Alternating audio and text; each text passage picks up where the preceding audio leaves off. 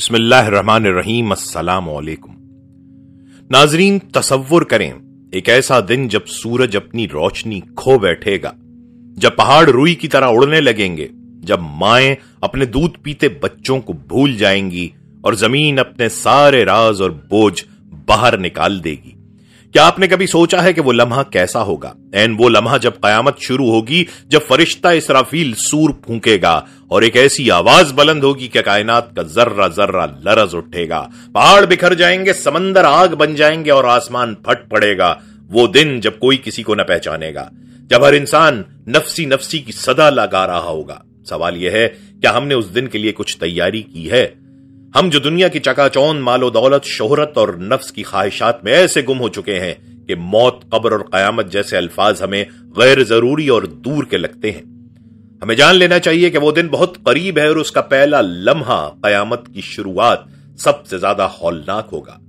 نبی کریم صلی اللہ علیہ وسلم، جن کے اگلے پچھلے گناہ معاف تھے، وہ بھی اس دن کا ذکر سن کر کانپ جایا کرتے، آنکھوں سے آنسو بہتے اور دعائیں کرتے۔ صحابہ کرام راتوں کو جاگ جاگ کر روتے، لرزتے اور قیامت کو یاد کر کے کانپتے، اور ہم تو شاید اس دن کو بھول چکے ہیں۔ تو آئیے آج ہم آپ کو لے کر چلتے ہیں اس لمحے کی طرف جب قیامت کا آغاز ہوگا، وہ لمحہ جب اسرافیل سور پھونکے گا اور دنیا ہمیشہ کے لیے بدل جائے گی۔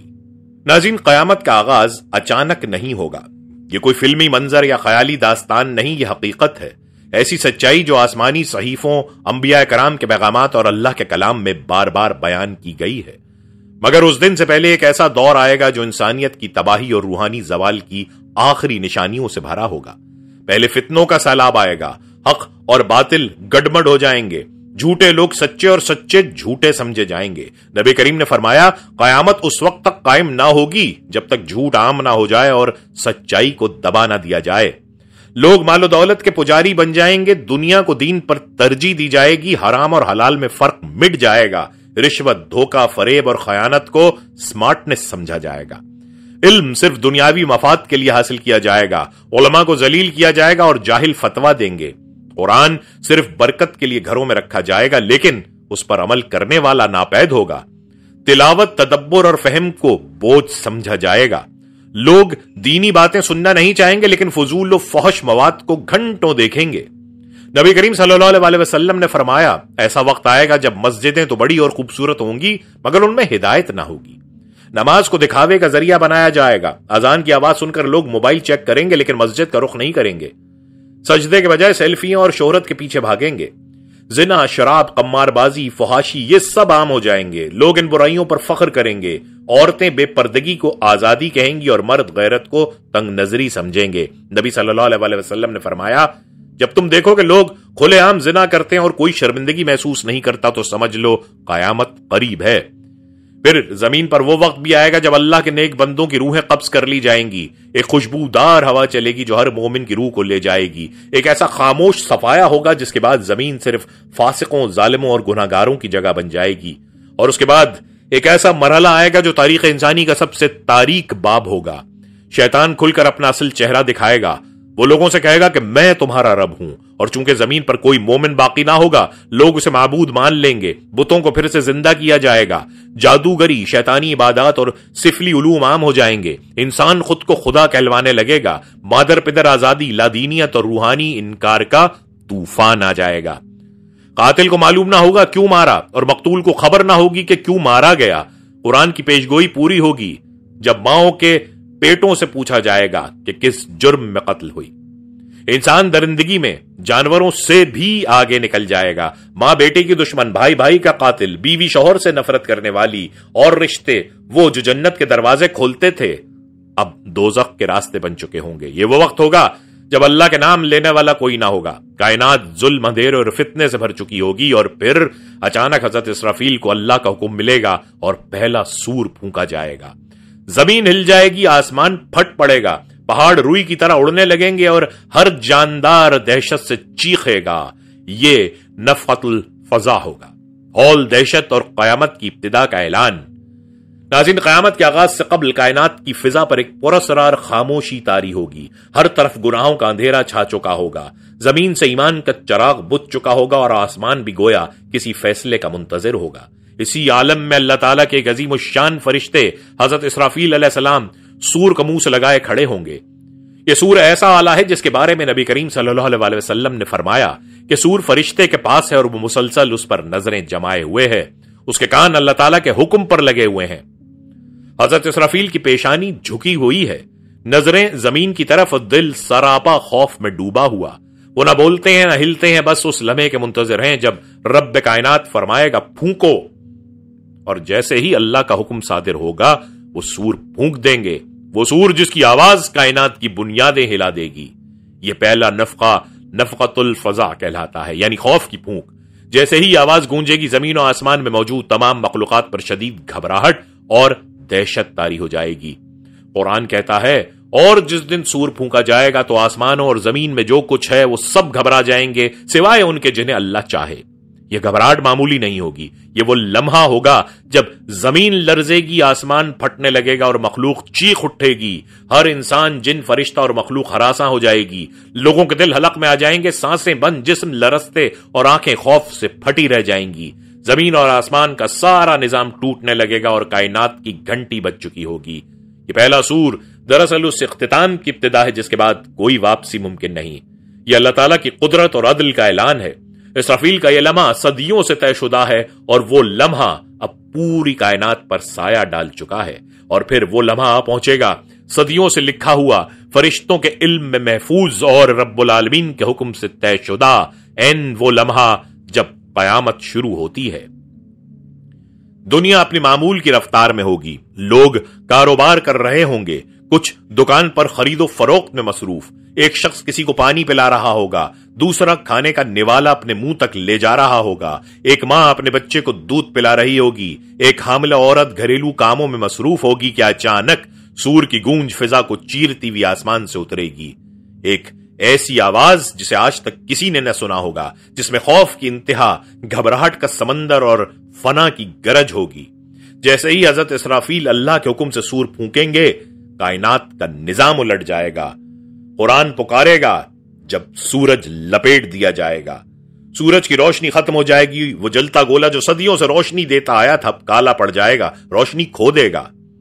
جب ستارے بے نور ہو جائیں گے، آسمان میں جھلما رہے ستارے ایسے جھڑیں گے جیسے سوکھے پتوں کا طوفان، ایک ایک کر کے ستارے بکھرتے جائیں گے، خلا سیاہ اندھیرے میں ڈوب جائے گا، اور جب پہاڑ چلائے جائیں گے، وہ عظیم پہاڑ جو آج زمین کی بنیاد معلوم ہوتے ہیں روئی کے گالوں کی طرح اڑنے لگیں گے جیسے ان کا وزن ختم ہو چکا ہو، اور جب سمندر بھڑکائے جائیں گے، پانی جو ہمیشہ ٹھنڈک کی علامت رہا اب آگ بن جائے گا، سمندروں میں آگ دہکنے لگے گی، پانی ابلنے لگے گا اور ان کے کنارے پگھلنے لگیں گے، جب آسمان پھٹ جائے گا، نیلا آسمان جو آج سکون دیتا ہے اس دن ایک کاغذ کی طرح چاک ہو جائے گا، اور جب سیارے بکھر جائیں گے، سورج، چاند، زمین، مریخ، سارے سیارے اپنی جگہ چھوڑ دیں گے جیسے کسی نے ہار کے موتی توڑ کر زمین پر پھینک دیے ہوں، اور جب زمین پھیلا دی جائے گی، زمین لمبی ہوتی چلی جائے گی اور وہ اپنے اندر کی چیزیں نکال پھینکے گی اور خالی ہو جائے گی، زمین اپنے بوجھ نکال دے گی، قبروں سے لاشیں، راز، خزانے سب کچھ باہر آ جائے گا، قبریں پھٹنے لگیں گی، مردے اٹھیں گے، انسان حیرانی سے ادھر ادھر دیکھیں گے، لیکن ان کے قدموں کے نیچے زمین تھر تھرا رہی ہوگی۔ وہ ماں جو اپنے بچے کو دودھ پلا رہی تھی اب بچہ ہاتھ سے چھوٹ چکا ہے اور وہ ماں بھاگ رہی ہے، کسی کی پرواہ نہیں، نہ بچے کی، نہ شوہر کی، نہ ماں باپ کی۔ قرآن کہتا ہے جس دن تم اسے دیکھو گے ہر دودھ پلانے والی اپنے دودھ پیتے بچے کو بھول جائے گی، ہر طرف بھاگ دوڑ، چیخ و پکار، ندامت اور آنسو۔ کوئی کہہ رہا ہے یہ تو بہت سخت دن ہے، لوگ چیخیں مار رہے ہیں، آئے افسوس یہ کیسا دن ہے۔ ایک شخص پانی کا گلاس پکڑ کر لایا تھا، پانی زمین پر گر چکا ہے اور اس کے ہاتھ خالی ہیں۔ ایک شخص کھانے کا نوالا منہ تک لے جا رہا تھا لیکن وہ نوالا ہاتھ سے گر چکا ہے اور اس کی آنکھیں آسمان پر جمی ہیں، وہاں جہاں آسمان پھٹ چکا ہے اور سیارے ٹوٹ رہے ہیں۔ لوگوں کے دل لرز رہے ہوں گے، آنکھیں حیرت سے پھٹی کی پھٹی رہ جائیں گی اور کوئی کسی کا نہ ہوگا، نہ رشتے، نہ تعلقات، نہ دولت، نہ شہرت، سب بیکار ہو چکا ہوگا۔ یہ وہ وقت ہوگا جب انسان کہے گا کاش میں نے اپنی آخرت کی زندگی کے لیے کچھ بھیجا ہوتا۔ یہ قیامت کا پہلا مرحلہ ہے جس میں صرف فنا ہے، تباہی ہے اور اللہ کی قدرت کا اعلان ہے۔ پہاڑ ہوا میں تحلیل ہو چکے، سمندر آگ میں بدل چکے، آسمان تاریک ہو چکا، زمین پر ایک بھی چیز اپنی جگہ پر باقی نہیں اور انسان حیرانی میں پکار رہا ہے، ہائے افسوس کاش میں نے مان لیا ہوتا۔ یہ وہ دن ہے جسے ہم نے سنا ضرور ہے مگر کبھی دل سے محسوس نہ کیا۔ یہ دن حقیقت ہے، یہ دن آئے گا اور شاید بہت جلد۔ جب پہلا سور یعنی نفخۃ الفزع گونجتا ہے تو پوری کائنات کی بنیادیں لرز اٹھتی ہیں، آسمان کی چھت چکنا چور ہو چکی ہے، زمین ہلا مار چکی ہے، پہاڑ روئی کی طرح اڑ رہے ہیں، سمندر ابال کر آگ بن چکے ہیں، ستارے جھڑ چکے ہیں اور انسانیت حیرانی، دہشت اور چیخ و پکار کے عالم میں ہے۔ ہر طرف ایک ہولناک منظر ہے جو انسانی عقل کو ساکت کر دیتا ہے، لیکن یہ قیامت کا صرف آغاز ہے۔ اس پہلے سور کے کچھ ہی لمحوں بعد آتا ہے دوسرا سور، جسے نفخۃ الصاق یا موت کی پھونک کہا جاتا ہے۔ یہ سور کائنات کی مکمل موت کا اعلان ہے۔ جیسے ہی حضرت اسرافیل دوسرا سور پھونکتے ہیں، پوری کائنات، آسمان و زمین میں جو کچھ ہے سب کچھ فنا ہو جاتا ہے۔ قرآن مجید اس لمحے کو یوں بیان کرتا ہے، اور سور پھونکا جائے گا تو سب لوگ بے ہوش ہو جائیں گے جو آسمانوں اور زمین میں ہے، سوائے جنہیں اللہ چاہے۔ یہ وہ لمحہ ہے جب ہر جاندار، انسان، جنات، حیوانات، حتیٰ کہ مقرب ترین فرشتے جیسے جبرائیل، میکائیل، اسرافیل اور عزرائیل سب موت کا شکار ہو چکے ہوں گے۔ کوئی باقی نہ رہے گا، یہاں تک کہ خود موت کو بھی اللہ تعالیٰ فنا کر دے گا۔ نبی کریم صلی اللہ علیہ وسلم نے ایک عظیم الشان منظر بیان فرمایا۔ اللہ تعالیٰ موت کو ایک مینڈھے کی شکل میں لایا جائے گا اور تمام اہل جنت دوزخ کے سامنے ذبح کر دیا جائے گا۔ پھر اعلان کیا جائے گا، اے جنت والو اب تمہیں ہمیشہ زندہ رہنا ہے، کبھی موت نہ آئے گی، اور اے دوزخ والو اب تم ہمیشہ جلتے رہو گے، کبھی موت نہ آئے گی۔ جب آسمان، زمین، انسان، فرشتے، جن، حیوان سب فنا ہو چکے ہوں گے، تب صرف ایک ذات باقی رہ جائے گی، اللہ رب العزت، وہ جو ہمیشہ زندہ ہے، جس پر کبھی موت وارد نہیں ہو سکتی۔ پھر رب کائنات اپنی جلالت، عظمت اور شان کے ساتھ پکارے گا، آج کس کی بادشاہی ہے؟ ہر طرف خاموشی ہوگی، کوئی جواب دینے والا نہ ہوگا، کیونکہ کوئی باقی ہی نہ ہوگا، نہ بادشاہ، نہ فرما روا، نہ اولیاء، نہ انبیاء، نہ فرشتے، نہ جن، نہ انسان، صرف ایک ذات باقی ہوگی۔ پھر اللہ خود جواب دے گا۔ اللہ ہی کی بادشاہی ہے جو واحد ہے، سب پر غالب ہے۔ یہ وہ لمحہ ہے جب کائنات کے ہر ذرے کو حقیقت کا شعور حاصل ہو چکا ہوگا۔ دنیا کی ہر طاقت، ہر حکومت، ہر سلطنت، ہر غرور، ہر ضد مٹ چکی ہوگی۔ نہ کوئی مددگار ہوگا، نہ سفارش کرنے والا، نہ کسی کو مہلت ملے گی، نہ واپسی کا موقع۔ ہر آواز خاموش، ہر حرکت تھم چکی، ہر وجود مٹ چکا۔ صرف اللہ کا نور، اس کی کبریائی اور اس کی وحدانیت باقی ہے۔ کائنات کی سانس رک چکی ہوگی، وقت تھم چکا ہوگا۔ یہ وہ لمحہ ہوگا جب انسان کی عقل بھی نہیں ہوگی کہ وہ سمجھ سکے کیا ہوا ہے، اور پھر اسی اللہ کی طرف سے ایک نئی تخلیق کا آغاز ہوگا، ایک نئی دنیا جہاں نہ سورج ہوگا، نہ چاند، نہ ستارے، صرف رب کی عدالت ہوگی۔ قبریں پھاڑ کر لوگ نکلیں گے، جسم دوبارہ جوڑ دیے جائیں گے اور ہر انسان کو اس کے عمل کے مطابق اٹھایا جائے گا۔ یہی وہ لمحہ ہے جہاں سے قیامت کا دوسرا مرحلہ یعنی بعث بعد الموت، دوبارہ زندہ کیا جانا شروع ہوگا۔ ناظرین، جب حساب و کتاب مکمل ہو چکے ہوں گے، اعمال نامے کھل چکے ہوں گے، میزان فیصلہ سنایا جا چکا ہوگا، تب کائنات کا سب سے بڑا اور آخری منظر شروع ہوگا۔ ایک طرف جنت کے دروازے کھولے جائیں گے جن کی چوڑائی آسمان و زمین کے برابر ہوگی، اور ان کے پیچھے وہ نعمتیں ہوں گی جنہیں نہ کسی آنکھ نے دیکھا، نہ کسی کان نے سنا، اور نہ کسی دل نے تصور کیا۔ متقین، نیک، صابر، سچ بولنے والے، نماز قائم کرنے والے، توبہ کرنے والے، یہ سب اللہ کی خاص رحمت کے سائے میں عزت و وقار کے ساتھ جنت کی طرف روانہ کیے جائیں گے۔ قرآن کہتا ہے، اور جو لوگ اپنے رب سے ڈرتے رہے وہ گروہ در گروہ جنت کی طرف لے جائے جائیں گے۔ فرشتے ان کا استقبال کریں گے اور کہیں گے، سلام ہو تم پر، تم پاک ہو، ہمیشہ کے لیے جنت میں داخل ہو جاؤ۔ دوسری طرف جہنم کے دروازے بھی کھول دیے جائیں گے۔ ان دروازوں کے پیچھے آگ کی لپٹ، دھوئیں کے بادل، زنجیروں کی جھنجھناہٹ اور مجرموں کی چیخ و پکار ہوگی۔ قرآن فرماتا ہے، جب جہنم انہیں دور سے دیکھے گی تو وہ اس کا جوش و غصہ اور دھاڑ سنیں گے۔ مجرم، کافر، متکبر، منافق، ظالم اور غافل لوگ جہنم کی طرف گھسیٹے جائیں گے، ان کے ہاتھ زنجیروں میں بندھے ہوں گے، چہروں پر سیاہی، دلوں میں پچھتاوا اور زبان پر فریاد ہوگی۔ کاش ہمیں واپس جانے کا موقع ملے، ہم اپنے رب کی آیات کو نہ جھٹلائیں، لیکن اب دیر ہو چکی ہوگی۔ اللہ تعالیٰ کا فیصلہ صادر ہوگا، دفع ہو جاؤ اس جہنم میں اور مجھ سے بات نہ کرو۔ اس دن کوئی سفارش نہیں سنی جائے گی، کوئی رحم کی فریاد قبول نہ ہوگی، اور اللہ تعالیٰ فرمائے گا، آج ہم تمہیں بھلا دیں گے جیسے تم نے اس دن کی ملاقات کو بھلا دیا تھا۔ یہ وہ دن ہوگا جب جنت اپنے پروردگار کے مہربان چہرے کا دیدار کروائے گی اور جہنم ہر اس شخص کو نگل لے گی جس نے دنیا کو دین پر ترجیح دی۔ اب کوئی واپسی نہیں، کوئی دوسری زندگی نہیں، یہ انجام ابدی ہے، یہ دائمی نعمتیں یا نہ ختم ہونے والی سزا۔ جب دوسرا سور ختم ہوتا ہے اور کائنات مکمل خاموشی میں ڈوب چکی ہوتی ہے، ہر زیرو فنا ہو چکا ہوتا ہے، آسمان و زمین سنسان پڑے ہوتے ہیں، تب اللہ تعالیٰ نئے حکم کے ساتھ حضرت اسرافیل کو دوبارہ زندہ فرماتے ہیں اور ان سے فرماتے ہیں بھونکو سور۔ یہ تیسرا سور ہوگا، نفخۃ البعث، زندہ کیے جانے کا سور۔ اب وہ گھڑی آ چکی ہے جس کی طرف انبیاء نے بار بار خبردار کیا تھا، جس کا ذکر قرآن کے ہر دوسرے صفحے پر موجود ہے، جس کی سختی سے خود نبی کریم رویا کرتے تھے۔ جب اسرافیل تیسرا سور پھونکیں گے تو زمین کی پرتیں ہلنے لگیں گی اور اچانک وہ قبریں جو انسانوں کے لیے ہمیشہ کا ٹھکانہ سمجھی گئی تھیں ایک ایک کر کے پھٹنے لگیں گی۔ گلیاں، وادیاں، سمندر کی تہیں، سب جگہوں سے انسان نکلتے جائیں گے۔ قرآن اس منظر کو یوں بیان کرتا ہے، جس دن یہ زمین بدل دی جائے گی کسی اور زمین سے اور آسمان بھی۔